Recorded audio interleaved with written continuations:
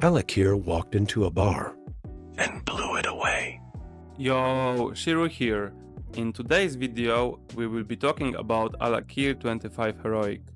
I haven't posted anything recently due to the holiday season and transitioning our group from 10 to 25 players.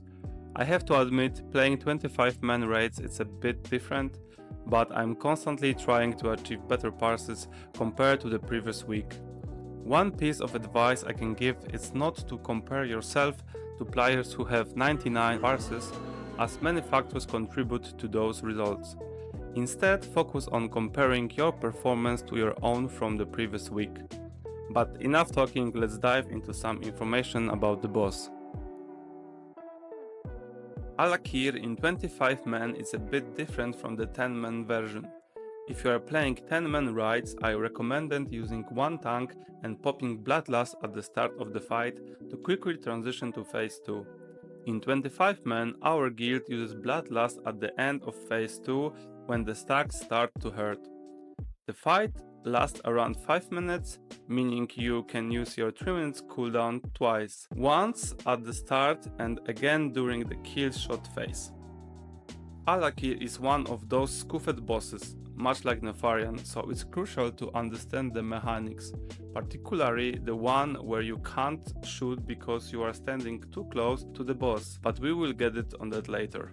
Recently, for the bosses where you can get very close, I've started using a move to macro for my pet to position it closer to the boss. It's a small thing, but it makes a difference because instead of running, the pet starts attacking immediately. Just be careful not to place it too close as the boss might kill it. The opener goes like this: pre-pot, cooldowns, explosive shot, serpent sting, black arrow. Then continue your normal rotation. When lock and lock procs, use explosive shot, delay, explosive shot, filler, explosive shot. To avoid the tornadoes, use the aspect of the fox, and for wind burst, use disengage. Ideally, you want to maintain the sniper training buff, but if you lose it, don't worry, it's not the end of the world. In phase 2, things are a bit different. I use lock and load as a follow. The first explosive shot on the boss, the second on the spark, and the third back to the boss. You can also throw an explosive trap under the sparks, but this can be tricky, because you don't want to bring down the sparks too quickly. It depends on whether you have a lot of electricians, aka elemental shamans, and if the melee are cleaving them. So the safe option is to use black arrow on Alakir. Moving into phase 3, let's talk about how to deal with being in the so-called gray zone or hybrid zone, where your character isn't auto-shooting, which result is in a big damage loss. To fix this, you need to download Weak Aura by Murphin and create a macro. When the gray zone message appears, click the macro once, just once, and not while casting Cobra Shot. And voila! Your character will start auto-attacking again. This can be also useful for Nefarian and on the stacking phase on Chimeron. If you are exiting the gray zone and re-enter, remember to click the macro 1 again.